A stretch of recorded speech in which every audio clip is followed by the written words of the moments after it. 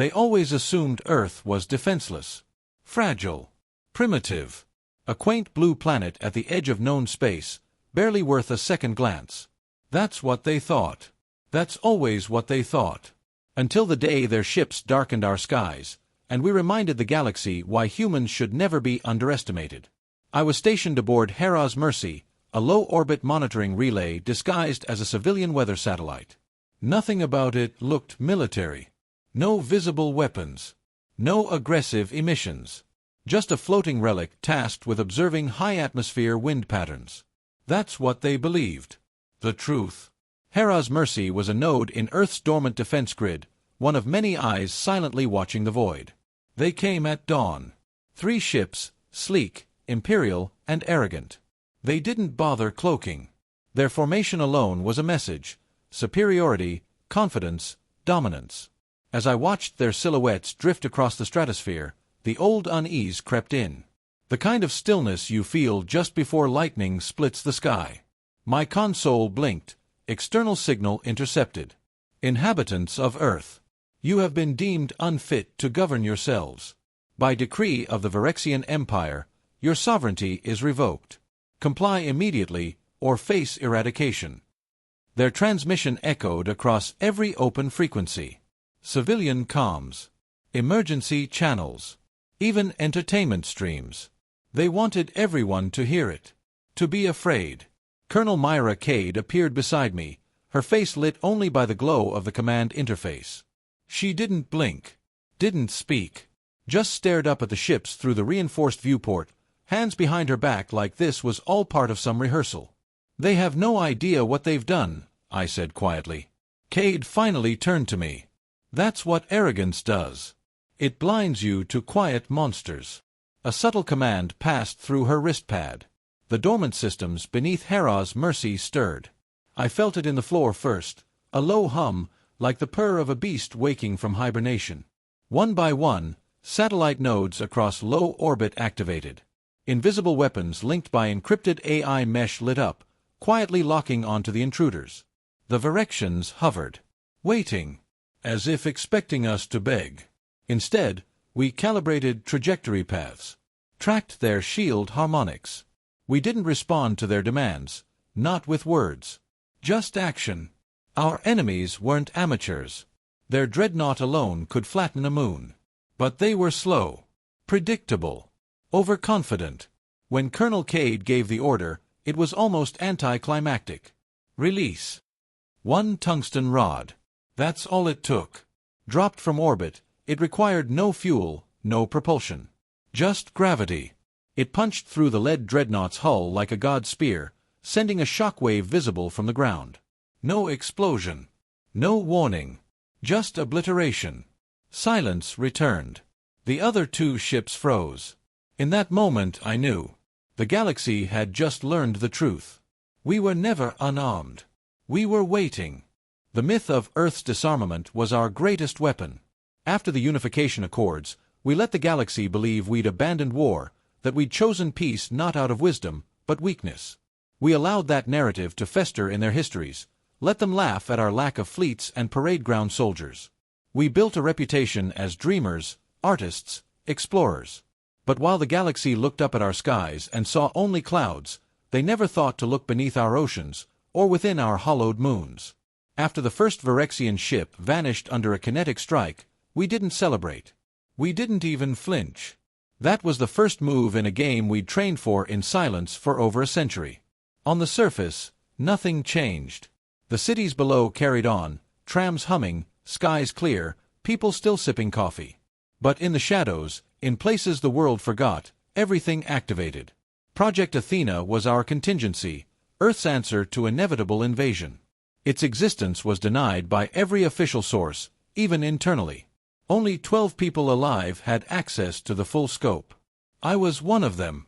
Command passed swiftly from civilian hands to Athena. Automated bunkers stirred to life beneath major cities.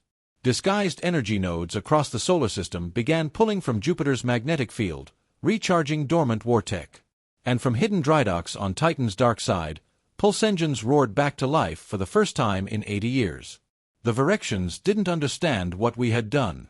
In their minds, they'd lost a ship to some primitive gravitational fluke. A freak incident. They scanned for energy signatures, plasma residue, thermals, finding none. Because that was the beauty of the kill. It was physics, not warfare. Speed and mass. A tungsten rod with no engine, no emissions, just the wrath of Earth's gravity. I watched their remaining ships spread apart, cautiously now. Their formation tightened, shields shimmering faintly against the cold dark. One of them launched a probe, trying to locate the source of the strike. They were still thinking in terms of traditional war. They were trying to track launch coordinates, heat blooms, electronic signals. There were none. Kinetic weapons don't glow. They don't hiss or rumble. They fall. And then they end things. I synced with command, watching our orbital mesh calibrate for the second strike. But this time, it wasn't just tungsten. The probe gave us data, composition, hull resonance, weak points. We uploaded it to Hermes, the onboard AI responsible for adaptive combat strategy. And with surgical precision, the targeting solution formed. I blinked, and the second ship vanished. It didn't even have time to broadcast a warning. One moment it was there, the next, a silence in the stars. Then they realized. Whoever they thought we were, whatever level of threat they had assigned to Earth, they were wrong. Fatally wrong. And the last ship, just one, began to turn away. But it was too late. Earth was no longer silent. We were awake. The third ship moved like a cornered animal, erratic, desperate, terrified. I watched its thrusters flare hot as it tried to arc away from Earth, fleeing for open space, fleeing from something it still couldn't comprehend. The Virexians had come expecting submission, perhaps a token resistance at best. What they encountered was the Void's best-kept secret, humanity's unspoken evolution in warfare. It didn't even make it halfway to the moon. The instant it broke orbit, Aegis Protocol went active. That system was our second wall, the Ghost Network. Artificial intelligence running off decentralized quantum cores buried in asteroids, comets, forgotten satellites, even drifting derelicts. While Earth slept, Aegis listened. It tracked enemy chatter, projected responses, calculated outcomes. And when Athena woke it, it didn't hesitate. First, the decoys activated. 10 identical energy signatures to the fleeing Virexian ship appeared in all directions, impossible to distinguish from the real thing. The enemy panicked. They fired blindly, scattering plasma across the stars. Their systems scrambled to reacquire targets, but Aegis was faster. Microdrones, silent, invisible, closed the distance. They were the size of insects, made of metamaterials that absorbed both light and heat. Inside each one, a gram of antimatter waited patiently. When the drone struck, there was no grand explosion. No glowing spectacle. Just silence. The Virexian ship ruptured, like a glass orb cracked from within. Debris scattered, but there were no survivors. No escape pods. Just drifting pieces, tumbling into the dark. All of this happened in under 5 minutes. From the moment the first Virexian message was broadcast to the final ship's disintegration, I could count the minutes on one hand. I sat back in my chair, numb. Not from fear, but from clarity. This wasn't just victory. This was dominance. Tactical supremacy so absolute it bordered on cruelty. But we hadn't fired in anger. We had responded. Precisely, silently, and without remorse. Colonel Cade didn't smile. "They'll talk about this," she said. "The entire galaxy." And she was right. Even before the debris cooled, the Virexians' automated distress signals had already been received by deep space relays. Emergency channels lit up across half a dozen sectors.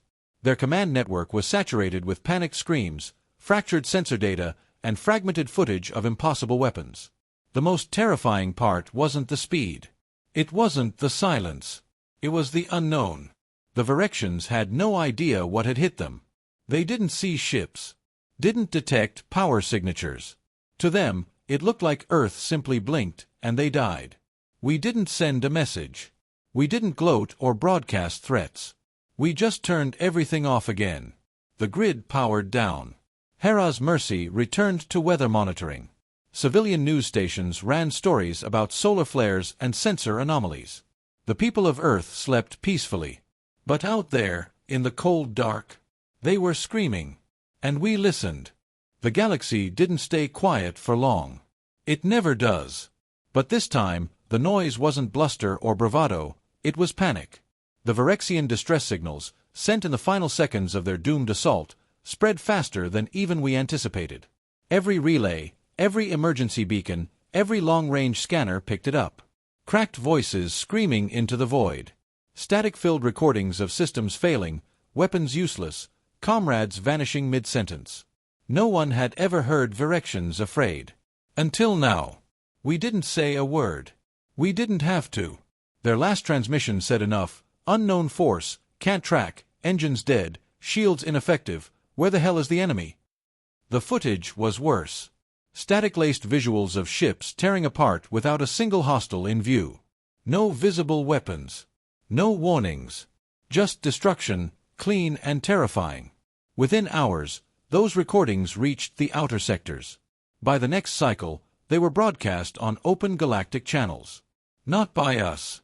By them. Pirates. Traitors. Mercenaries.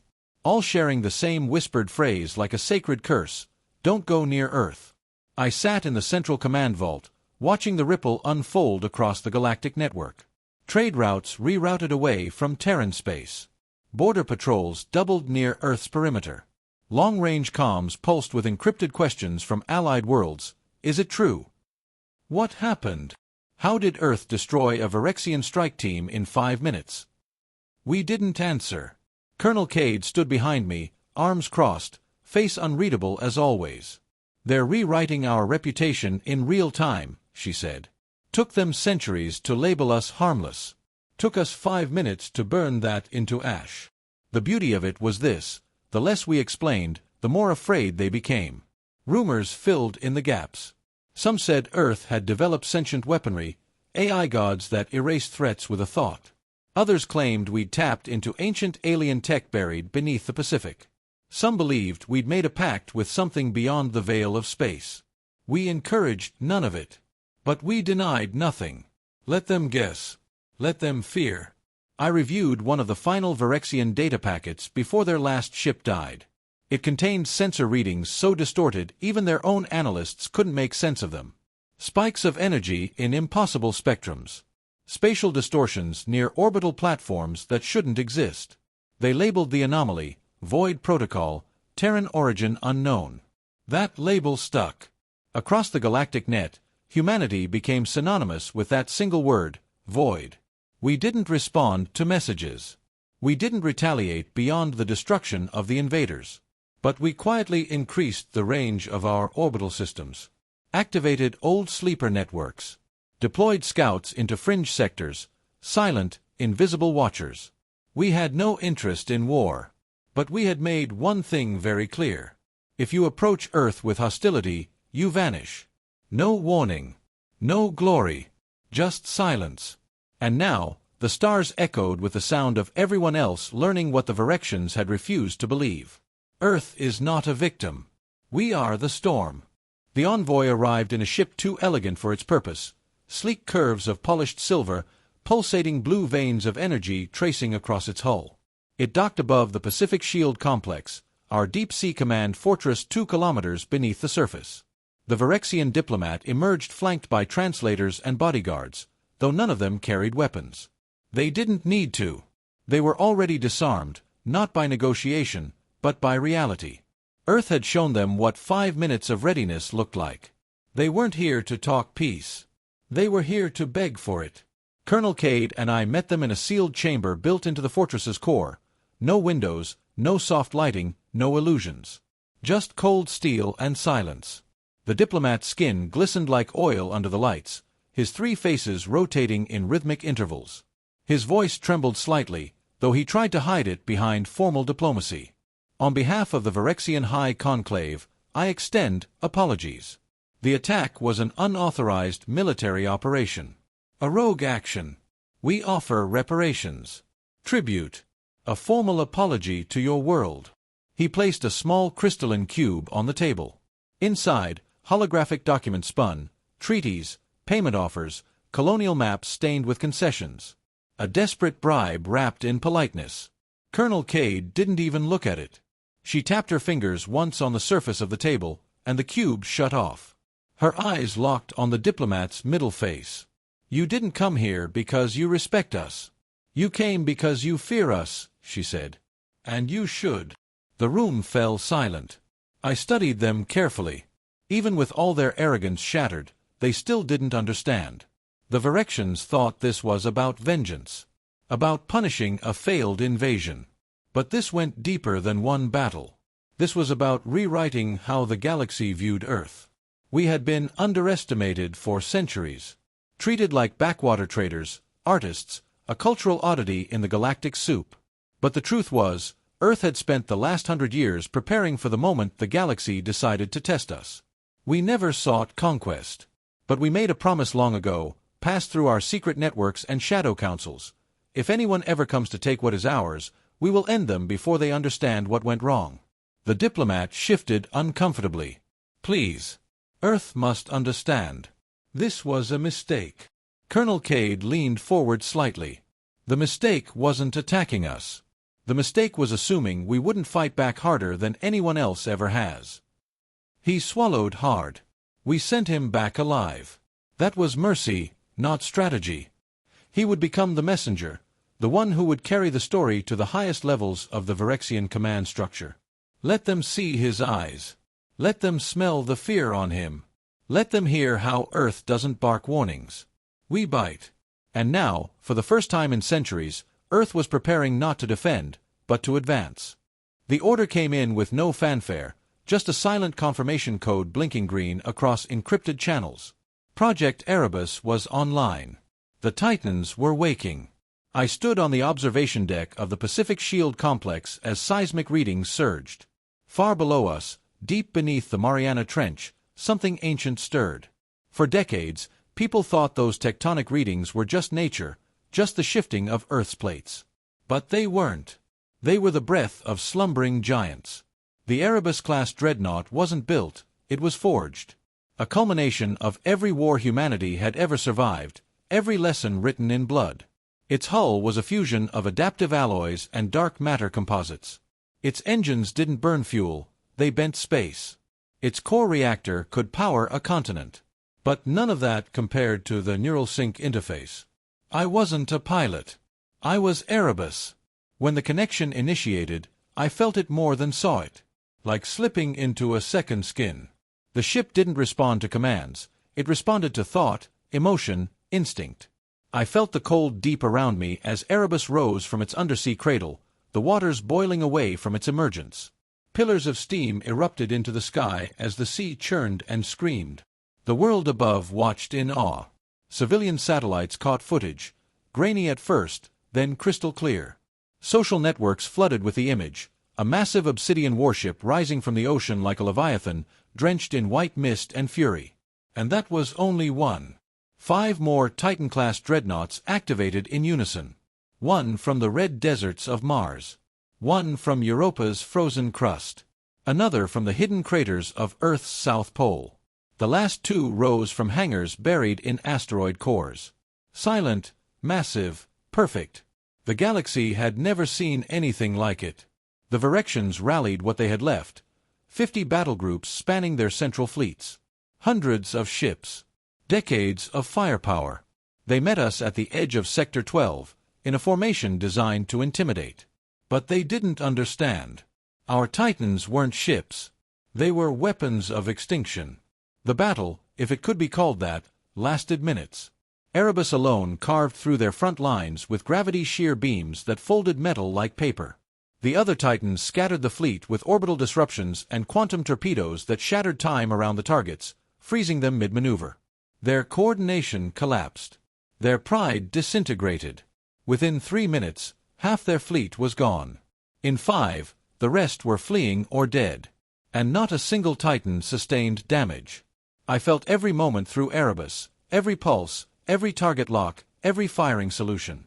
It wasn't chaos. It was symphony. Precision so exact it bordered on divine. The stars dimmed as we powered down, drifting through the remains of what was once the galaxy's most feared navy. I didn't feel joy. Just purpose. They thought Earth had forgotten how to fight. They didn't understand, we'd only just remembered. They call themselves the Dispersed now. Not the Virexian Empire, not anymore. Their flags were burned in the vacuum of Sector 12, their capital worlds reduced to fractured governments, their fleets scattered to the edges of known space. No longer conquerors. No longer proud. Just survivors, whispering stories of a blue planet that erased them in minutes. We didn't hunt them. We didn't need to. The message had already taken root. Across the galaxy, systems that once mocked Earth's softness now reinforced their borders, not to keep us out, but to make sure we didn't come in. Treaties shifted. Alliances broke. And in the shadows, we listened to their panic grow. I remained bonded with Erebus, orbiting the edge of Sol's gravitational curtain. Not because we expected retaliation, none would come, but because we'd tasted something that couldn't be forgotten: fear and silence. Not ours, theirs. The Council of Nine issued a universal directive. Earth was to be left alone, its borders respected, its people untouchable.